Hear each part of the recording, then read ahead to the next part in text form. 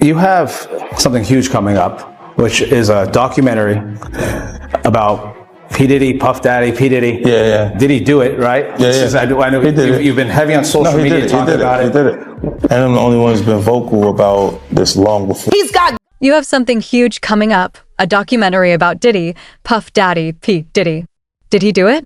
I know he did. You've been very active on social media. They say he's got guns, sealed VHS tapes, and all kinds of evidence. If I were going in there, I'd be wearing a hazmat suit. This is all so sad. All of this means something a little different to me than it does to everyone else. And that's because Jaguar Wright has been talking about these issues for years. So what's next, Jag? Do you know? Wright unexpectedly made several serious allegations about Jay-Z and Beyoncé during that interview. As noted at the time, they were not present to respond to or defend themselves, but the discussion quickly gained attention. I would never take a picture with the devil. Everyone knew he was the devil. He's been the devil for 30 years. He's been covered and protected.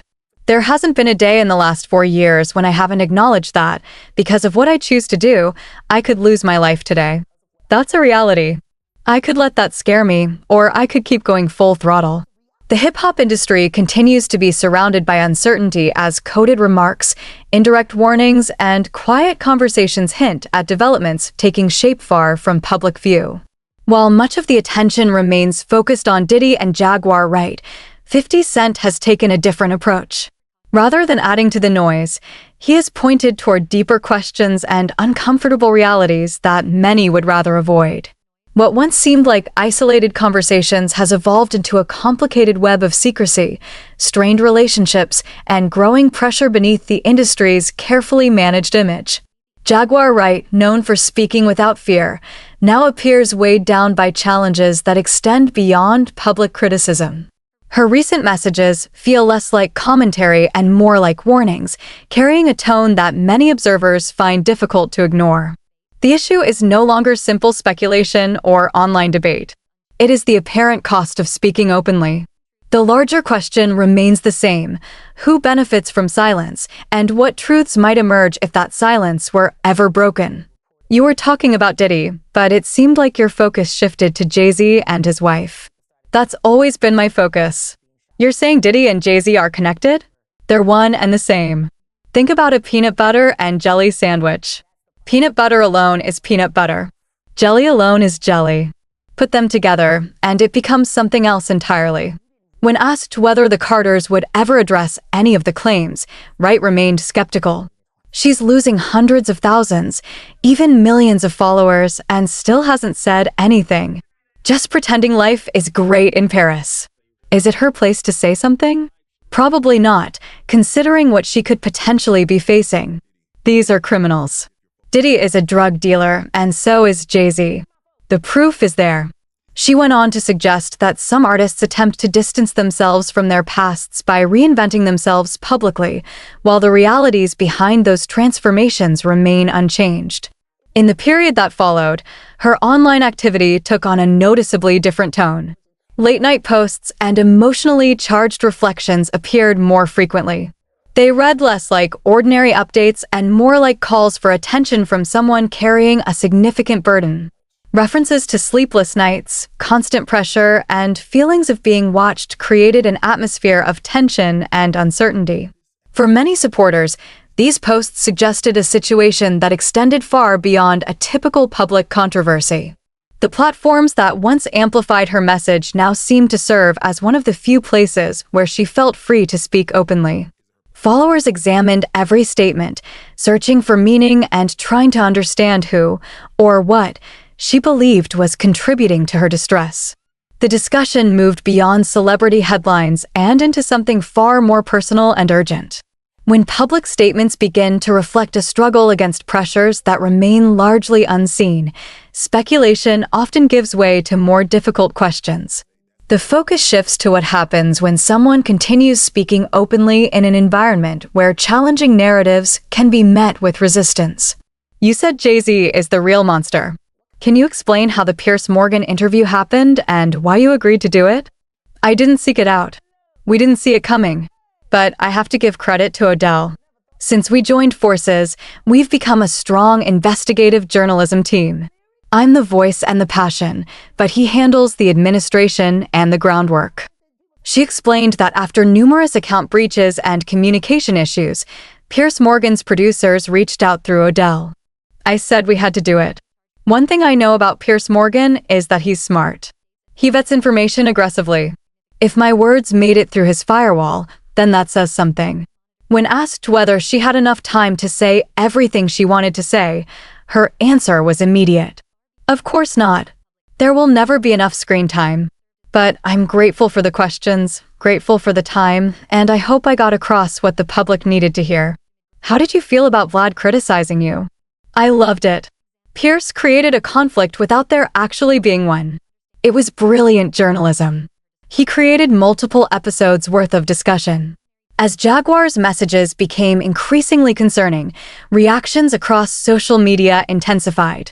Comment sections filled with support, worry, and urgent questions.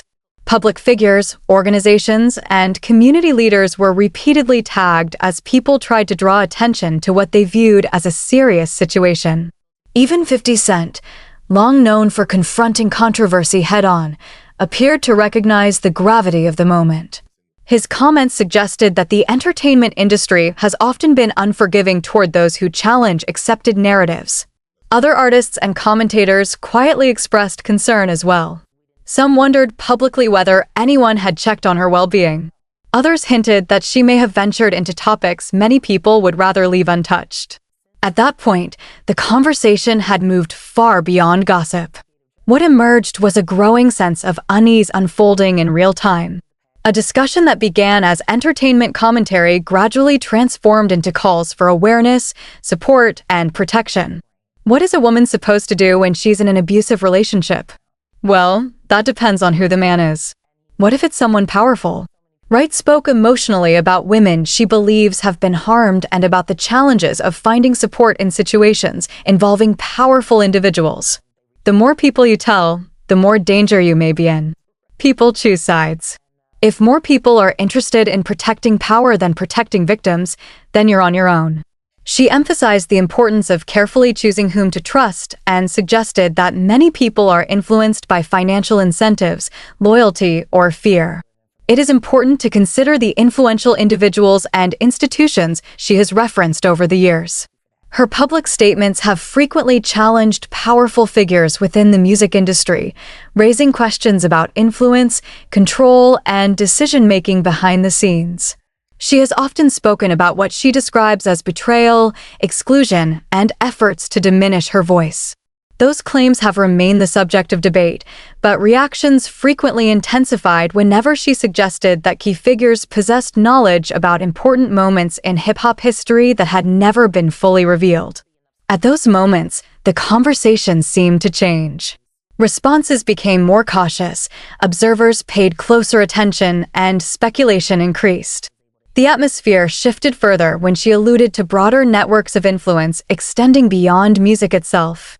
Those comments pushed the discussion away from personal grievances and toward questions about larger systems and relationships that remain largely hidden from public view. Whether motivated by conviction, concern, or both, her statements continue to raise a difficult question. What happens when someone challenges narratives that powerful institutions would rather leave unexamined? At one point, discussion turned toward old recordings and the possibility of past events resurfacing. She's saying there may be another tape involving her, and she's wondering whether it could emerge now that so many things are being exposed. The conversation then shifted toward the state of the industry itself, with suggestions that long-standing issues are now being brought into public view. As the years passed, Wright developed a reputation that many within the industry appeared reluctant to engage with publicly. Opportunities became less frequent. Media appearances grew rarer. Former associates often kept their distance. To some observers, her experience came to symbolize the risks faced by people who challenge powerful narratives. Yet the growing isolation did not seem to weaken her determination. If anything, it appeared to strengthen it. Her appearances became more focused. Her language became more deliberate. Her commitment to expressing her perspective remained unchanged. According to supporters, that conviction is what has kept her moving forward despite criticism and skepticism. By questioning events and relationships she believes have not been fully understood, she placed herself at the center of a deeply polarized conversation.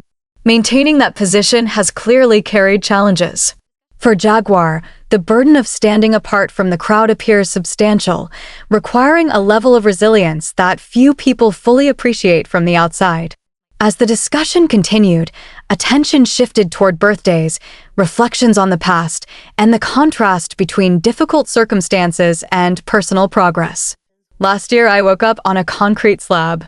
This year, I woke up in a suite overlooking the ocean. You don't have to understand me, but please believe me, I don't lie. The conversation then moved to questions about Ryan Leslie and his past relationship with Cassie, with participants speculating about what his perspective might be regarding events that have unfolded over the years. The reaction highlighted divisions many believe have existed within the industry for a long time. While some artists expressed visible concern, many responses remained restrained. Others spoke generally about mental health and support systems without directly addressing the situation. For those following closely, the contrast was difficult to ignore. Public support seemed selective, with some voices engaging directly while others maintained distance. From the outside, that hesitation fueled further discussion about the risks associated with challenging influential institutions or widely accepted narratives. Meanwhile, 50 Cent appeared to view the situation through a familiar lens. Over the years, he has repeatedly suggested that outspoken individuals are often dismissed or criticized before aspects of their concerns eventually receive broader attention. The broader conversation highlights a striking contradiction. The entertainment industry frequently celebrates authenticity, fearless expression, and honesty. Yet when difficult claims move beyond music and performance into real-world consequences, the response often becomes far more cautious. That tension continues to fuel debate about influence, accountability, and the value of speaking openly. Returning to the Piers Morgan interview, Wright argued that criticism from Vlad ultimately worked against him. You didn't realize on Monday that what you said would be challenged by Tuesday. The truth doesn't need support. It just needs time and room. When asked why she believes Vlad has maintained such influence within the culture, she offered her own opinions and suspicions, adding another layer to an already controversial discussion. At the same time, the absence of direct responses from several of the people discussed has become a story in itself. In an industry where image and public perception often shape narratives, silence can be interpreted in many ways as strategy, caution, or simply a decision not to engage. As commentary from figures like 50 Cent continues to circulate alongside Jaguar Wright's statements, public interest remains strong. Supporters and critics alike continue revisiting old interviews, social media posts, and industry relationships in search of context. The discussion has now evolved beyond any single individual. It has become a broader debate about influence, accountability, and how information moves through powerful entertainment circles. Some see Jaguar Wright as someone challenging established systems. Others see a person navigating immense personal and professional pressures under constant public scrutiny. Regardless of which perspective people accept, her story has encouraged deeper reflection on the realities that can exist behind fame and success. In the end, what remains is not simply a collection of unanswered questions. It is an examination of how certain voices gain attention while others struggle to be heard, how narratives are shaped, and how silence itself can become part of the story. Long after the headlines fade, the lingering question may not be what was said publicly, but what remained unaddressed, and why those questions continue to endure. The hip-hop industry is no stranger to controversy, but what's unfolding right now feels different. The whispers have grown louder. The coded language is becoming harder to ignore. And the people speaking up are starting to pay a price for it. Jaguar Wright has never been someone who holds back. But lately, her words carry a different kind of weight. She's not just making accusations anymore. She's sounding like someone who knows the cost of what she's saying and is choosing to say it anyway. When she talks about Diddy and Jay-Z, she doesn't separate them. She sees them as one entity, one network, one sandwich, as she put it. Peanut butter and jelly. You can't talk about one without the other. And that perspective put her directly in the crosshairs. Her appearance on Piers Morgan was not something she sought out. She credits her partner Odell for making it happen, calling him the administrator, the bloodhound, the one who rebuilt the communication lines after so many of her accounts had been compromised. She describes herself as the content, the passion, the voice. And she chose Morgan specifically because of what he represents, a journalist who vets his guests hard. In her words, if her story made it through his firewall, he just did the vetting work for her. She walked away feeling like she had covered what needed to be covered, even knowing there was more to say. There always is. The Vlad situation was something else entirely. She says she didn't even know he would be on the same program. But when she saw the lineup, she immediately understood what was happening. Vlad spent Monday tearing her down, denouncing her, calling her a conspiracy theorist. And then Tuesday arrived, and the reports about the 9-year-old boy came out. Reports began circulating about a tape involving Bieber and Diddy. Everything Vlad said the day before started crumbling in real time. She wasn't rattled by that. She expected it. Because she knew what she said on Monday would hold up on Wednesday. The truth, she says, needs no support.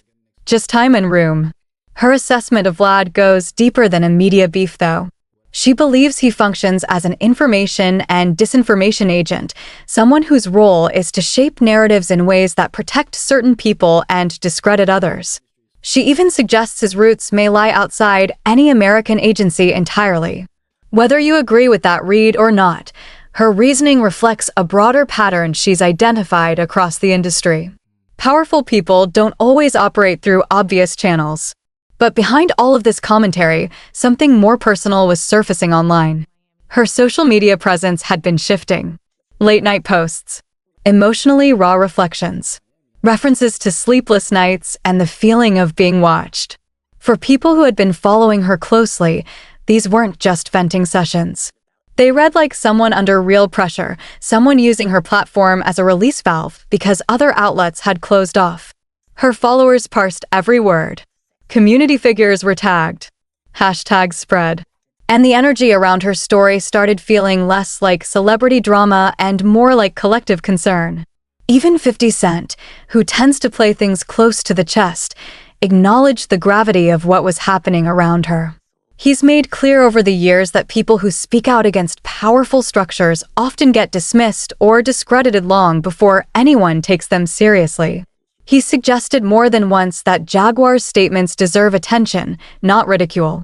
And yet, the wider industry response remained notably restrained. Some people made vague comments about mental health and support without naming her. Others kept their distance entirely. For those watching closely, that hesitation said almost as much as the silence from the people she was actually talking about. On her birthday, during a candid conversation streamed live, she reflected on where she was a year before, recovering in a hospital, making do with commissary food and the company of women on the 7th floor of North Tower. This year, she woke up in a suite with an ocean view. That contrast, she said, was proof of something. You don't have to understand her. Just believe that she doesn't lie. She brought up Ryan Leslie, the man who was in Cassie's life before Diddy, and asked a question out loud that very few people have raised. How much was he paid to walk away? And whether that transaction, whatever it was, could be considered something far more serious than a breakup. The room got quiet for a second. Then someone said, "That's what's next." The question of what comes next hangs over all of this. Because the conversations happening right now, the allegations, the silences, the careful distances being kept, they point to something that the industry has been sitting on for a long time. The people who know the most tend to say the least. The people with the least protection tend to say the most. And the gap between those two groups is where the real story lives. What Jaguar Wright represents, regardless of how you feel about her specific claims, is a voice operating in that gap. She is paid for it in opportunities lost, relationships severed, and isolation that has grown with every interview she gives. She seems to understand the stakes. And she keeps going anyway. The conversation has moved beyond Diddy, beyond Jay-Z, beyond any one name. It is now about who controls the narrative in an industry that sells authenticity while quietly punishing those who take it too literally. About what gets buried and what gets amplified. About who has the power to decide which stories matter and which ones disappear. Those are not easy questions. And they don't come with clean answers. But they're being asked more loudly now than they have been in years. And in an environment where silence has long been the safer choice, that shift means something. If this story has made you think, drop your thoughts in the comments. These are conversations that deserve more than headlines. Like and subscribe if you want to stay close to the ones that don't get told often enough.